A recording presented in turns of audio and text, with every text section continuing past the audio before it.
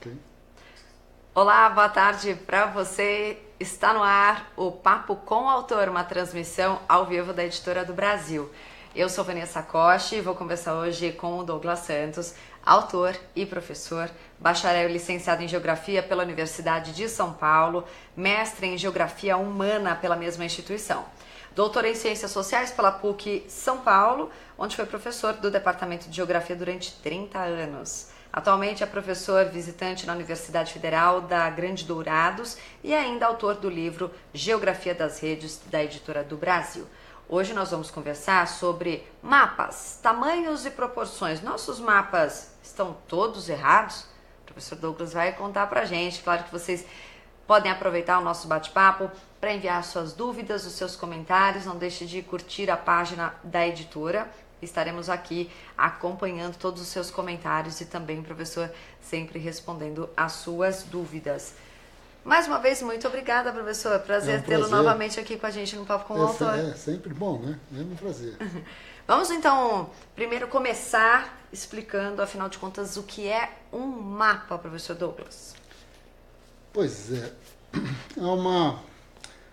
Acho que a primeira coisa para a gente entender, né, o significado do mapa, a gente tem de entender o que é que significa estar perdido, né? Isso, a princípio. Em todas as sociedades, de alguma maneira, todas as sociedades construíram um conjunto de referências. A ideia de viver coletivamente, a ideia de plantar num lugar, caçar em outro lugar, morar em outro lugar, a água ficar em outro lugar, tudo isso nos obrigou, de alguma maneira, a construir um sistema de referência. A ideia de longe, de perto, a ideia de à direita, à esquerda, para cima, para baixo. Esse sistema que tem o nosso corpo como centralidade, não é? Mas que paulatinamente vai virando a centralidade do lugar onde a gente vive, da aldeia que a gente vive, da casa que a gente vive e tudo mais. Então, assim, desde que nascemos, não é? E começamos a dar os primeiros passos, as primeiras, digamos, até os primeiros acidentes de percurso, aí vem o adulto e diz, não vai por aí, não mexe aí. Não sobe, não desce. Não sobe, não desce. E um sistema de referência que está diretamente ligado ao nosso comportamento. Está na hora de dormir, então está na hora de ir para o quarto, está na hora de tomar banho, na hora de, sei lá, assistir TV. Cada coisa, as coisas que nós fazemos na vida, elas estão associadas de alguma maneira a uma determinada estrutura que a gente é capaz de construir, não é? Seja numa aldeia, seja no meio da floresta, seja numa cidade como as grandes cidades do mundo hoje. O interessante de tudo isso é que, paulatinamente, nós vamos construindo na nossa cabeça um sistema de referências. Então, ir até a cozinha, ou ir até o quintal, ou descer do prédio onde nós moramos, pegar o elevador, ir para o trabalho, voltar, tudo isso é um sistema de referência, né, que tem as ideias de longe, de perto, direita, esquerda, né, e que estão na nossa cabeça. Claro que, à medida em que nós fomos desenvolvendo a capacidade de desenhar, de escrever, de representar o mundo com gestos, com palavras, pintar, né, fazer as pinturas nas cavernas, por exemplo, vai surgindo os primeiros movimentos na direção do mapa. Isto é, de que uma coisa eu desenho mais à direita, outra mais acima, outra mais embaixo, e, portanto, eu tenho um conjunto de localizações, não é? E essas localizações têm um conjunto de significados, não é? Então, o mapa, na verdade, ele é uma das formas que nós usamos para representar a nossa relação com o mundo. Existem uma das formas, a nossa gestualidade. Eu, por exemplo, né, fico mexendo muito com as mãos, o nosso olhar, né, brilha mais ou menos, a nossa fala, as palavras, né, a dança, a música, a matemática. Né, cada uma dessas linguagens, digamos assim, elas vão sendo construídas por milhares de anos para que a gente possa organizar a nossa relação com o mundo. E o mapa é uma dessas formas, que tem uma coisa muito especial para ele, não é? Diferente das palavras, que também tem uma ordem, não é? O mapa, ele procura expressar a ordem daquilo que eu vejo. Então, se uma coisa está mais ao norte, ou mais ao sul, ou mais no centro do objetivo, do objeto que eu estou percebendo, eu vou desenhar aquela distribuição, né, para que eu possa saber o caminho, né, que eu faço para ir de um lugar a outro, para que eu possa identificar a distribuição da quantidade de pessoas, da quantidade, não sei, de lojas, de automóveis, de sei lá do que for. Mas o mapa tem esse caráter de representar a relação que existe entre os lugares e poder, então, permitir ao seu leitor, né, o leitor do mapa, identificar, então, que significado tem aquilo. Não é? Então, assim, acho que o mapa vira uma coisa mágica, não é? Tem a sua linguagem, a sua forma. Isso, e tem a sua magia, a sua beleza. Não é? As crianças ficam viajando, né, no mapa. Eu gostaria de ir para tal lugar e ficam tentando imaginar o que existe naqueles países, né, que estão nos mapas, o que tem nos continentes, o que tem debaixo dos oceanos. O mapa é uma grande representação do mundo. Nós fazemos vários tipos de representação do mundo. O mapa é uma delas. E que tem como fundamento a ideia de lugar. Por isso, digamos que o mapa é a mais básica e mais fundamental linguagem da geografia. Porque a geografia é uma discussão sobre o significado dos lugares. Então, esta relação entre a linguagem cartográfica, o mapa, né, que ela produz, e a geografia é uma relação que vai desde as suas origens, de que os gregos começaram a pensar que uma coisa chamada geografia existia. Né? Agora vamos à pergunta que é justamente o tema meio que principal dessa nossa conversa. Ok. Por que que algumas pessoas insistem em afirmar que os mapas eles estão errados, que os tamanhos, as proporções, isso é verdade, não é? O que você pode desmistificar sobre essa informação para a gente, professor? Olha, acho que a primeira coisa que nós precisamos entender é que o mapa é uma representação. Nós representamos o mundo de diversas maneiras. Nós falamos, e o que nós falamos sobre o mundo não é o mundo, não é? É só a nossa fala. Não? Quando nós fazemos um quadro belíssimo, não é? Representando um determinado rosto, uma paisagem, ou, sei lá, uma abstração, aquilo é uma representação do mundo. Não é? Mas não é o mundo, é só uma representação do mundo. O mundo é o mundo. Ele assim... nenhuma representação do mundo é o mundo na sua perfeição. Toda representação do mundo é um recorte. É uma maneira como você está olhando. Uma forma, ok? Portanto, todas elas estão erradas e todas elas estão certas.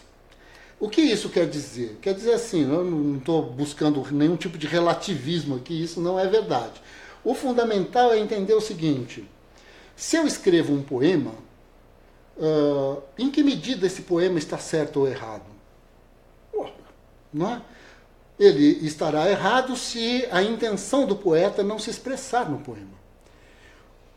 E como que eu sei que a intenção do poeta se expressa no poema? É quando a emoção do poeta, de alguma forma, ela reverbera no leitor, né? Naquele que se apropria. Exatamente. No momento em que o texto se realiza, que depois de escrito, ele só vai se realizar quando alguém lê. É assim, não adianta ele ficar guardado, escondido. Da mesma maneira, um romance, da mesma maneira, um quadro. Eu olho para um quadro e me emociono com o quadro, ora, ele está certo.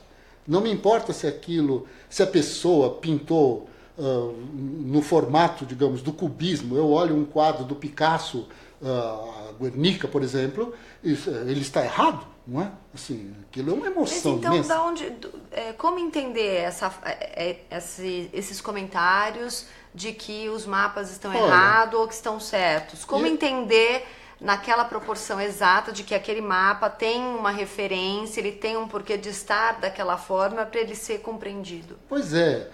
Uma coisa importante foi que, de alguma maneira, as pessoas, vamos dizer assim, que fazem um uso mais cotidiano do mapa, mas não tem nenhum, não se debruçam, né, para estudá-los. Imagina, assim como qualquer livro, você lê um livro, muitas pessoas imaginam que aquilo que você está lendo é tudo verdade. A outra pessoa está vendo um mapa, acha que tudo aquilo é verdade, que o mundo é daquele jeito.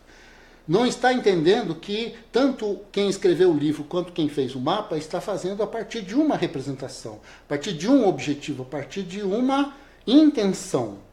E que, portanto, se você não conhece a intenção, você não consegue desvendar o que o mapa quer te dizer de verdade.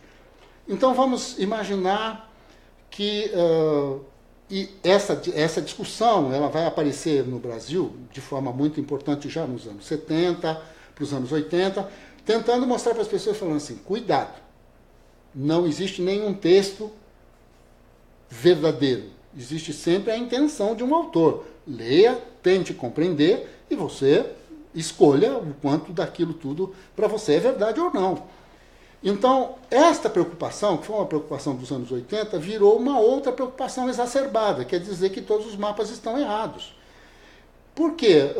Porque, no final das contas, efetivamente, cada mapa só está certo para o assunto que ele veio responder, não é? Assim, da mesma maneira como cada poema só é um bom poema se ele expressar a emoção que o poeta quer expressar, e o pintor, e assim por diante. A cartografia é uma linguagem, e com esta linguagem nós escrevemos uma mensagem. Se eu escrevo uma mensagem que tem uma certa intenção, e o leitor dessa mensagem compreende a mensagem que eu quero, ora, o meu mapa está correto. Qual é o problema? Quando que um mapa está errado? Quando eu quero mostrar uma coisa e não consigo. Ou quando eu acho que consegui e o meu leitor não consegue compreender o que eu quero dizer. É como se eu escrevesse um texto em grego para uma série de pessoas que não sabem nada de grego. Então, pode ser até que eu tenha razão naquilo que eu escrevi, mas, afinal de contas, ninguém entendeu o que eu disse. Então, sim, bom, infelizmente, você precisa escolher outra língua, não é? E esta relação com a cartografia, veja, qual é a grande reclamação nesse momento, né? É que o tipo de mapa que foi construído no século XVI e que tem o norte para cima, porque essa é uma discussão, né? Nós vivemos falando que quando nós vamos para o norte nós estamos subindo, não é? Mas isso, é claro, não tem nenhuma associação. Nós podemos ir para o norte e descer, né? Não tem nada nos impede, porque subir e descer tem a ver com o relevo, né? Não tem absolutamente nada a ver com o norte, sul, leste, oeste. Mas como os nossos mapas normalmente são representados com o norte na parte de cima, nós temos essa imaginação. Parece que estamos subindo quando vamos para o norte, não é? E o norte virou uma referência. Quando você chega... Que você tem um mapa, por exemplo, na parede, mapa mundi, né? Não, o norte está para cima. Você não está olhando o mapa de uma forma... Exatamente, você não põe ele no chão e pisa em cima dele para ver. Que aí você não estaria subindo. Exato, você só estaria andando, não é? Agora, tem toda uma referência política em cima disso, ok? Então, quando você chega em Greenwich, na periferia de Londres, né, tem o observatório de Greenwich. E aí existe uma placa bem na frente do observatório que diz assim, aqui é o centro do tempo e do espaço do mundo. Isto é, este aqui são os ingleses conquistando o mundo e fazendo uma cartografia do mundo que lhes pertenceu, não é? O único império onde o sol nunca se punha, vamos dizer assim. Então, do ponto de vista político, é como você, olhando um mapa tradicional, é como se você tivesse olhando o mundo para baixo e o mundo à sua direita e à sua esquerda, e Greenwich exatamente no centro, né, dividindo o mundo. Então, nós olhamos aqui no Brasil o mapa como se nós fôssemos ingleses, sabe? Isto, evidentemente, distorce a nossa leitura de mundo. Mas isso não significa que o mapa esteja errado, só significa que a gente não tem claro como é que faz para ler. Não é? Porque esses mapas, do ponto de vista da construção da sociedade capitalista, do chamado imperialismo do século XVIII, XIX, esses mapas, ora, eles representaram aquilo que essas pessoas queriam que eles representassem. Da mesma maneira como a mesma estrutura cartográfica, com esses mesmos ângulos, né, da forma como eles são feitos, eles servem até hoje, servem para navegação, né, servem para os pilotos de avião, é assim que se faz. Claro que hoje nós temos mapas que já não estão mais tão preocupados com os ângulos e com as rotas. Por quê? Porque hoje nós precisamos saber quais são as áreas onde a gente produz, onde estão as pessoas, como é que elas se distribuem. Então nós precisamos saber de outras coisas. Não é só rota. Não é só pegar aqui, pegar uma caravela e atravessar o Atlântico ou o Pacífico. Nós precisamos de mais do que isso. Então alguns mapas eles começam a aparecer preocupados com a área, por exemplo. E aí vão mostrar o quê? Que a forma como as áreas estão nos mapas anteriores, elas estão exageradas. Muito menores do que deveriam, no caso do continente africano, fundamentalmente, e muito maiores do que deveriam, como no caso da Groenlândia ou do Canadá, ou seja lá o que for. Mas, assim, isto faz com que o mapa onde existe esse tipo de exagero de área esteja errado? Não, só faz com que este mapa, que preserva ângulos, sirva para você identificar ângulos. Outro, que preserva áreas, sirva para você identificar áreas. Assim como N outros mapas. Não é? O objetivo daquele mapa. O mapa está certo se ele cumpre com o seu objetivo. Essa que é a questão. Como qualquer outra mensagem. Não é? Estamos no Papo com o Autor conversando com Douglas Santos, falando sobre mapas, tamanhos e proporções. Nossos mapas estão todos errados? Já estamos recebendo algumas perguntas, já agradeço a participação de todos vocês. Primeira pergunta, professor Douglas, é da professora Daniela Barroso. Obrigada, professora Daniela, pela sua participação. Ela quer saber o seguinte, se no ensino médio os alunos deveriam ser capazes de cartografar. Como desenvolver essas habilidades? Veja, no ensino médio, os alunos devem ser capazes de ler mapas. E eles devem ser estimulados a fazer a cartografia possível. Quando eu penso na cartografia do ponto de vista clássico, disso que existe no livro Geografia das Redes, existe, né, na maioria dos livros, para se elaborar um mapa como aquele é necessário um domínio técnico geométrico que, bom, temos uma faculdade de engenharia cartográfica, né, importante aqui no estado de São Paulo, né, por exemplo, lá em Presidente Prudente. Mas, assim, então não é essa a questão, não é o objetivo, não é que o aluno faça um mapa no seu sentido clássico, mas o exercício de ser capaz de observar o mundo, identificar fenômenos, estabelecer relações, as posições relativas, né, entre esses fenômenos e ser capaz de olhar para aquilo e fazer uma análise daquela situação. Então, isto não quer dizer que o mapa deva ter a sua escala correta, deve ter a sua projeção correta, porque esse tipo de coisa, efetivamente, para se fazer, é necessário um desenvolvimento técnico que no ensino médio isso não seria viável, digamos assim. A cartografia ela é uma linguagem? A cartografia é uma linguagem, sim. A cartografia é uma linguagem e, portanto, nós alfabetizamos as pessoas nessa linguagem. O que é fundamental se pensar é que, eu não vou mudar de assunto, eu juro, não é?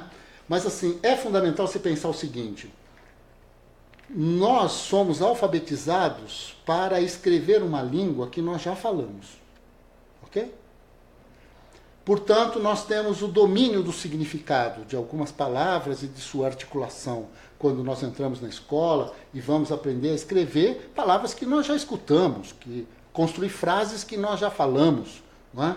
Então, o escrever é transformar uma determinada maneira de expressar uma mensagem em outra.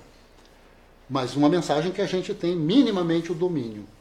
No caso da cartografia, ensinar a cartografia sem a geografia é você ensinar uma linguagem sem assunto. No caso do Brasil, por exemplo, nós temos muito, às vezes, esse hábito. Nós imaginamos que um aluno deve sair necessariamente sabendo ler e escrever, mas nunca nos perguntamos o que é que ele deve saber ler e escrever. Então, agora, você saber um conjunto de palavras e você não ter o domínio dos assuntos que articulem aquelas palavras, você não sabe nem ler nem escrever. E você saber um monte de números e não sabe o significado, a estrutura lógica que envolve aquilo, você também não sabe matemática. Então, existe uma relação entre as linguagens e os assuntos sobre os quais elas falam.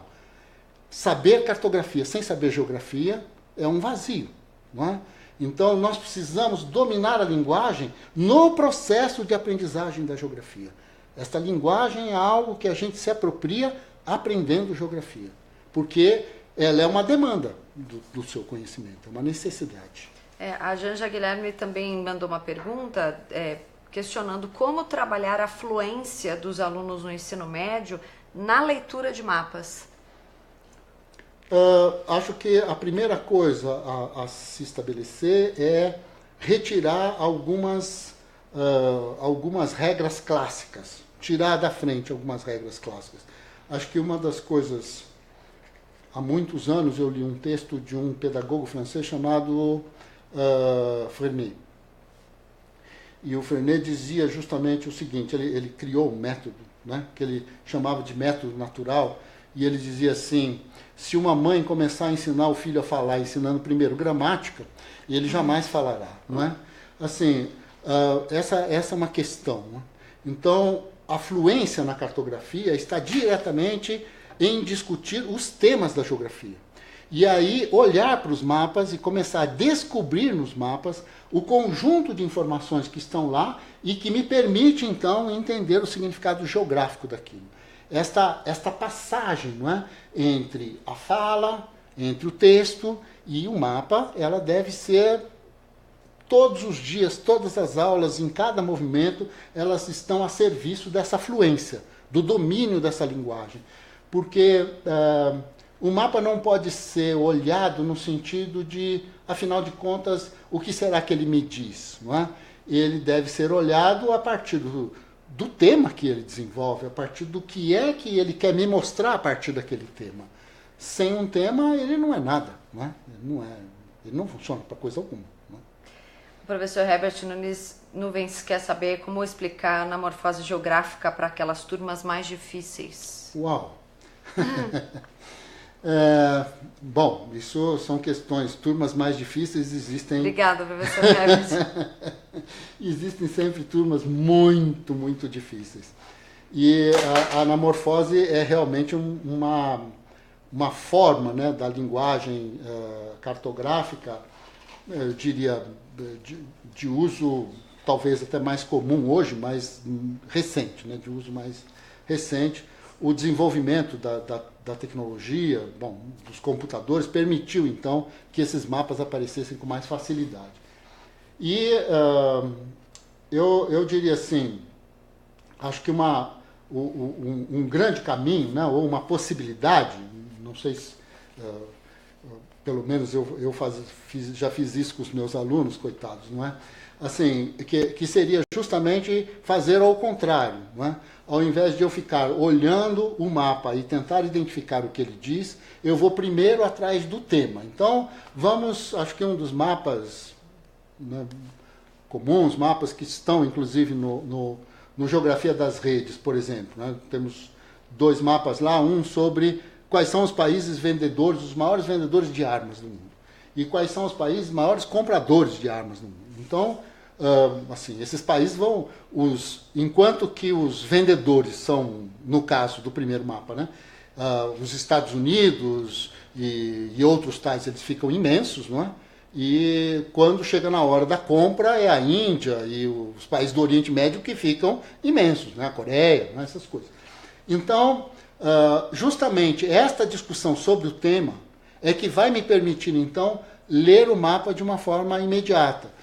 Um mapa anamórfico, ele não precisa de uma resposta matematicamente correta.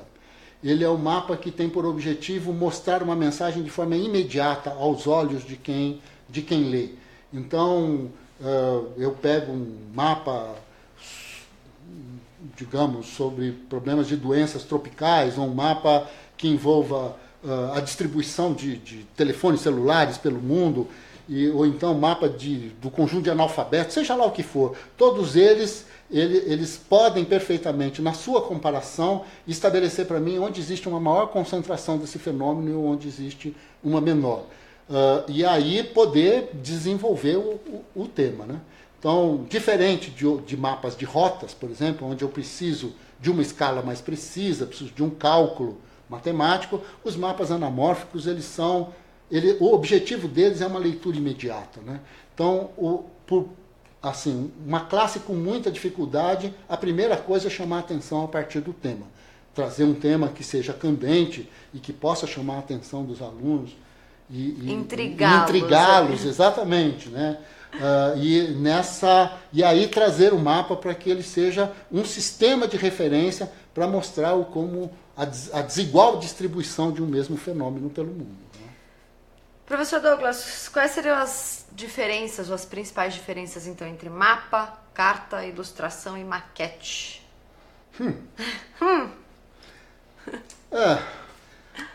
Veja, vou responder a isso da forma mais aberta, ok? Assim, se você pegar um manual clássico de cartografia, ele vai estabelecer uma relação com a escala, com a precisão, com o objetivo, não é? E vai dizer, então, que dependendo da escala é um mapa, dependendo ou da área que está sendo representada é uma carta, ou então é uma planta, não é? É uma maquete, ou é simplesmente uma ilustração, não é? Então, se você pega um mapa que não tem título, que não tem legenda, que não tem escala, aí os mais clássicos vão dizer, isso não é um mapa, isso é uma ilustração, não é? Mas eu quero defender a ideia aqui de que não existe, na verdade, diferença nenhuma entre essas coisas.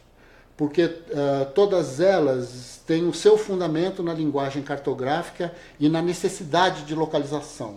Então, eu preciso estabelecer um conjunto de códigos, todas, digamos assim, todas as casas da minha cidade vão ser pintadas de vermelho. Então, eu estabeleci que o vermelho é casa, eu estabeleci um código. E vou distribuir isso e vou mostrar que existe mais casa aqui do que ali, mais gente lá do que acolá, e assim sucessivamente. Então, nesse sentido, eu vou definindo estruturas, códigos e, portanto, construindo uma linguagem para construir essa mensagem. Não é? Não me importa se eu estou desenhando uma casa, um quintal, ou uma fazenda, ou um país, ou um continente, ou um mundo. Da mesma maneira que acho que na geografia existem muitas confusões sobre isso, sabe? Que são coisas de uma leitura extremamente formalista da ciência e extremamente formalista da linguagem. Nós precisamos deixar com que os nossos alunos façam os mapas de acordo com a capacidade técnica que eles possuem. Desde que o mapa expresse aquilo que deve expressar, ele estará correto. Acho que nós não podemos dizer que um mapa de metrô, não é? Por exemplo, como no caso de São Paulo, ou de Londres, ou de Paris, ou de Nova York, metrôs imensos e que as pessoas, milhões de pessoas, saem todos os dias e com aqueles pequenos mapas vão dizer que aquilo não é um mapa. A pessoa se localiza, ela diz, estou aqui, preciso descer em tal estação para chegar a colar. Assim, o resto é formalismo, não é? Assim, acho que o mapa da estação do metrô não tem aquela curvinha que a gente sente, Pois é, ele é simples. Aliás, esse tipo de mapa foi um concurso ganho por um artista plástico, né, na Inglaterra há muitos anos, e que acabou virando um padrão, né, dos mapas de metrô no mundo todo. O que é interessante disso é que, assim, você tem uma mensagem, você quer dizer algo às pessoas. E a cartografia, ela, digamos assim, pode ser a ferramenta para você dizer. Se é assim, use-a. Se você faz isso na forma de um bilhete, ou se você faz isso na forma de uma enciclopédia, bom, use aquilo que você... Mas use, não é? Como certa vez no Museu da Língua Portuguesa, aqui na Estação da Luz, se estava discutindo justamente o que é falar corretamente. Né? Quem fala certo? nesse nosso país, nesse Brasil Quem imenso. consegue se comunicar? Quem consegue se comunicar, exatamente. A língua correta é aquela que, de alguma forma, organiza o seu pensamento e permite que se aproprie, que o outro se aproprie do que você diz. A partir daí, a norma culta é um dos formatos da língua, né? A norma culta é um dos formatos, da mesma maneira que a cartografia. Mas a cartografia, nesses últimos 10 anos, 15 anos, principalmente com o desenvolvimento da tecnologia, nossa, ela abriu milhares de possibilidades, de mecanismos de leitura. Hoje em dia, nós estamos com os nossos GPS no automóvel e vamos dando comando para o GPS e naquele mapa começa a aparecer as coisas que nós estamos dizendo que existem. Então, assim, esses mapas colaborativos, o Google é um mapa colaborativo, e tudo isso existe, é um outro mundo, né? Assim, e isso é que é interessante, acho que fazer uso, né, para os nossos alunos. Quais são os pontos positivos que dá para você destacar aí do Geografia das Redes para os professores, para os alunos que estão nos acompanhando aqui nessa conversa? Acho que dois pontos fundamentais. Acho que o primeiro deles é que o livro traz, desde o primeiro volume, um capítulo a cada unidade, que a gente chama de Preste Atenção nos Mapas, e que vai mostrando, então, desde os mapas da Babilônia, desde de séculos e séculos e milênios, os mapas que foram construídos e desenvolvidos durante o feudalismo, não é? E que tipo de relação social que necessitava daquele mapa, o porquê que o mapa mudou e ele virou um mapa de rotas e que permitiu, então, que o Pedro Álvares Cabral chegasse, não é, no que viria a ser o Brasil, que o Vasco da Gama, bom, tudo o que aconteceu, Fernão de Magalhães e tudo mais. Então, que cartografia foi essa? Com que técnica? O que é que se desenvolveu a partir daí? Não é? Então, existe volume a volume um conjunto de dados que vai chegando até o mapa do imaginário. Existe um atlas que foi feito, que a gente usa isso, né, no livro, um atlas assim, que é a ideia da imaginação. Né? Como é que você... o que é um continente, né, com todos os nossos desejos? Ou então, qual seria o mapa que se construiria para se chegar, para Gulliver chegar a Lilliput, por exemplo? Né? Ou por que, afinal de contas, uma das maiores obras literárias da humanidade, no caso a Divina Comédia, tem o mapa do inferno? Não é? Quer dizer, nós vivemos falando dessas coisas hoje, mas assim, que ideia, que representação que nós fomos construindo durante séculos e séculos, né, sobre a cartografia. Então, essa é uma questão fundamental, é um lado, né, da coisa. Mostrar que não existe mapas errados, existe mapas com objetivos, né, e que certas sociedades em determinadas épocas fazem para responder a determinado objetivo. O outro lado é que na relação com os conteúdos básicos da geografia, esses conteúdos sempre estão associados ou a um anamorfismo, né, como já foi dito aqui, ou um mapa clássico, mapa que tem, digamos assim, ele é projetado a partir dos polos, ele é projetado cilindricamente. Então, o que nós queremos mostrar pelos diversos tipos de projeção, de forma como apresenta o mapa, que cada assunto pode ser feito com um mapa diferente. Não é? Assim, e que este mapa ele vai expressar melhor o assunto do que um mapa que nós chamamos aqui da projeção transversa de Mercator, para falar aqui um pouco de coisa um pouco mais técnica, mas que a princípio é o mapa clássico, é o mapa que nós usamos e que está na parede, né, dos lugares, de alguma maneira. Mas assim, o livro ele vai trabalhando justamente isso, esta relação entre os, vamos dizer assim, o desenvolvimento da cartografia, as diferentes formas modernas da cartografia e o desenvolvimento do texto, dos próprios temas da geografia. Essa foi digamos assim, o percurso, né, que a gente... Os pontos principais aí para destacar da obra. Bom, acho que assim, a obra ela tem como o seu ponto de partida o que nós... o primeiro delas que nós já chegamos até a levantar em programa anterior, que é a ideia de onde as pessoas estão. Né? Então, fazer uma cartografia das pessoas. E o fato e identificar que existem pessoas que vivem em desertos, outras vivem sob montanhas, outras vivem em lugares muito úmidos, outras vivem em florestas, outras... Bom, isso. A partir daí, se perguntar efetivamente qual é a relação que existe entre o lugar que as pessoas vivem e a maneira como elas vivem. E aí vem, então, uma geografia das rochas e o papel que as rochas têm, né? Na maneira como nós vivemos, que tipo de coisa acontece conosco, não é? A geografia da atmosfera e o problema do clima, que a gente conversou na semana passada. A geografia da vida, onde estão os seres vivos e por que estão, não é? A geografia do Estado, já no segundo ano, né? Já indo para o segundo volume. A ideia, né, do mundo como uma organização política e o papel, então, fundamental disso que nós chamamos em geografia de escala. Não a escala enquanto uma discussão matemática, tanto está para tanto, não é? Mas a escala enquanto a sua função, isto é, existem coisas que eu olho de perto e quando eu olho de muito perto eu vejo o detalhe, mas não vejo o contexto. E existem coisas que eu olho de muito longe, eu vejo o contexto, mas não vejo o detalhe. Olhar de muito longe e olhar de muito perto, de forma exclusiva, não me permite entender a geografia do mundo. Portanto, a construção da geografia é sempre um jogo escalar. Eu vejo o detalhe, e do detalhe vou ver que papel tem aquilo na geografia toda do planeta. E depois disso volto para o detalhe, para ver se, né, esta relação entre as escalas é uma discussão que está colocada no segundo volume, que vai se desenrolar até o final, até a gente discutir, então, se existe de fato uma outra maneira de organizar o mundo. Não é?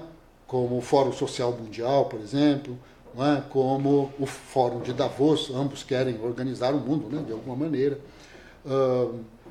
E se isso é possível ou não. Não é? Então, o grande percurso é justamente esse, né? Você ter na cartografia a maneira de entender como que a distribuição das pessoas, das suas formas de vida, vão definindo a geografia do mundo, de alguma maneira. Né? Professor Rildo Duarte pergunta, podemos dizer que temos uma inversão da função quanto ao uso dos mapas pelos smartphones nos mapas digitais se tornam hegemônicos? Bem, eu não sei se eu entendi muito bem a questão, mas acho que uma das questões importantes é que, de alguma forma, os mapas que estão nos smartphones, os mapas que estão na internet, os Googles, os Maps e coisas assim, eles já estão se mostrando, digamos assim, como uma forma de ler o mundo. Né? Portanto, estão se tornando, de fato, hegemônicos. As pessoas estão se acostumando a dizer que o mundo é daquela maneira. Okay? Até 40 anos atrás, 30 anos atrás, nós nos acostumávamos a olhar o mundo de outra maneira. E claro que a cada momento em que a sociedade vai se transformando, novas leituras, novas perspectivas vão sendo colocadas. Há poucas semanas, a NASA publicou, alguns meses, a NASA publicou uma foto da Terra vista de Netuno, eu acho, alguma coisa assim, e a Terra era uma bolinha, assim, lá longe, não é? Então, você olhar esse tipo de coisa implica em você se reposicionar frente à realidade. Nós estamos olhando o mundo de diversos aspectos. E, claro, algumas dessas leituras vão se tornando hegemônicas. Assim que o nosso mundo sofrer mudanças, essas leituras também vão ser mudadas. Não é? Existe hoje, por exemplo, uma tendência muito grande a se pensar o mundo a partir dos países que estão ao sul do Equador. Acho isso um pouco de formalismo geométrico, digamos assim, porque acho que o mundo não se divide assim, ao norte ou ao sul do Equador, mas, de qualquer maneira, a ideia, não é, como diriam alguns autores uruguaios, né, o sul é o nosso norte. Né, quer dizer, nós estamos aqui no sul e nós temos de pensar a partir das nossas referências e não das referências europeias e tudo mais. Né. Então, há um debate forte sobre isso, sobre o que é hegemônico, de onde nós olhamos o mundo. Né? Nesse momento, os mapas do GPS, eles são os mapas, vamos dizer assim, em escala muito particular, né? Ele é, diríamos, em grande escala. Né? Ele é detalhado, nós estamos naquela rua e observando a gente andando por ali, de carro, a pé, ou seja lá o que for. Então, assim, o mundo, nesse sentido, ele perde a noção de globalidade. Né? Isto é bom ou mal? Bom, depende do que nós queremos fazer, de se ele nos dá as respostas ou não. A professora Lara Carolina, obrigada pela sua participação. Professora Lara, quero saber o seguinte: como os sistemas de projeção poderiam ajudar os alunos a compreender melhor os mapas, levando em conta as suas funções e finalidades? Veja, os sistemas de projeção são domínios matemáticos extremamente sofisticados. Acho que dois deles estão já em discussão entre nós, justamente isso que a gente chama do mapa de Mercator, que é o mapa clássico, e o mapa do Peters, como a gente... Ele é alemão, mas a gente dá um sotaque em inglês para o nome dele, que preserva áreas. Né? Então, são dois sistemas de projeção diferentes. Acho que comparar esses mapas e os seus objetivos é muito mais importante do que ensinar geometria para os alunos ao nível de eles conseguirem fazer uma projeção do planeta Terra. Né? Acho que a grande ideia da geografia não é transformar os nossos alunos em engenheiros cartógrafos. A grande ideia da geografia é permitir que os nossos alunos exercitem a leitura e a capacidade de desenhar coisas onde a localização dos fenômenos seja capaz de ser observada e refletida. Então, diria que o que nós poderemos fazer nesse sentido é justamente desenvolver essa capacidade de leitura, okay? Associada aos temas da geografia. Acho que isso é fundamental. Professor Douglas Santos, muito obrigada mais uma vez pela sua presença aqui no Papo com o Autor com a gente. Um prazer. Na semana que vem estaremos de volta. Que bom! Bom, nós estamos chegando ao fim então da nossa transmissão ao vivo. Caso você queira rever a nossa conversa, algum trecho desse papo com o Douglas Santos, o vídeo vai ficar disponível na página da editora, que você pode curtir e ir acompanhando todas as novidades que estão sendo preparadas e postadas por lá. Amanhã, às 17 horas, uma discussão sobre a Base Nacional Curricular em História em Ensino Médio. O que pode mudar? Tudo isso vamos entender melhor com a autora Rosiane de Camargo, às 17 horas. Agradeço pela sua companhia, pela sua participação e espero você amanhã às 17 horas. Até lá!